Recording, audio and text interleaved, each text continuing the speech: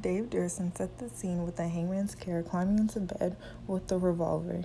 The former Pro Bowl safety for the 1985 champion Chicago Bears drew the curtains of his beachfront Florida condo, laid a shrine of framed medals, an American flag to his father, a World War II vet, and pulled the top sheet over his naked body, a kindness to whoever found him later.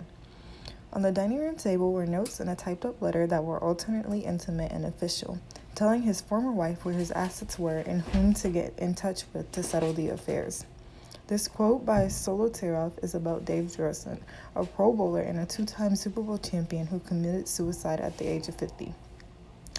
In his death note, he said he wanted his brain to be studied, and so it was.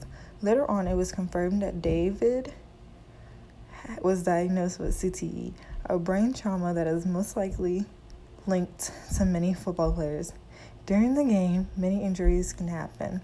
Football should not be played by kids because the younger they play, the bigger risk of CTE can occur. Football has become one of the most popular sports in the world. The game is being played by children from elementary school all the way into high school. If you are in the 1%, you can become lucky enough to become a college athlete. If you are even luckier, you can go into the NFL. The most common head trauma in football are concussions. A concussion is when a person collides hard with an object and your brain hits your hard skull in the process. Imagine if a person's brain is like a block of jello floating in water inside a glass container. Now forcefully shake the container and watch or imagine what happens to the jello. This example set by Rivera is how your brain reacts when a concussion has occurred. What happens to a brain during a concussion is that your brain gets bruised because of it hitting the skull. The harder the hit, the more your brain shakes around. Nerve damage can also occur when different parts of your brain is moving around at a different speed. In football, helmets glide every play. We are born with a certain number of neurons, and it does not grow back when it is lost. Football causes neuron loss when your head gets banged around.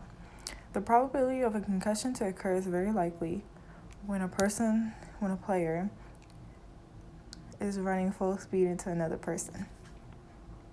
Football is not the only sport where concussions can occur, but it makes up 46% of all athletic concussions. Concussion should not be taken lightly because if not properly treated or not treated at all, it can cause long-term effects such as chronic traumatic encephalopathy or CTE. CTE is a disease caused from multiple hits to the head. Some symptoms of CTE is major depression, memory loss, and suicidal thoughts or actions. You cannot be diagnosed with CTE until after death with an autopsy.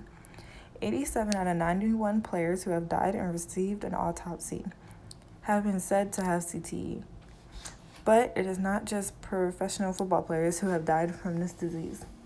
In 2013, 25-year-old Michael Keck was diagnosed with CTE. He played football in high school and college but never went pro.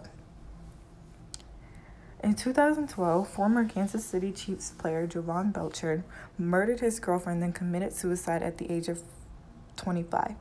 He's the youngest pro NFL player to have this disease.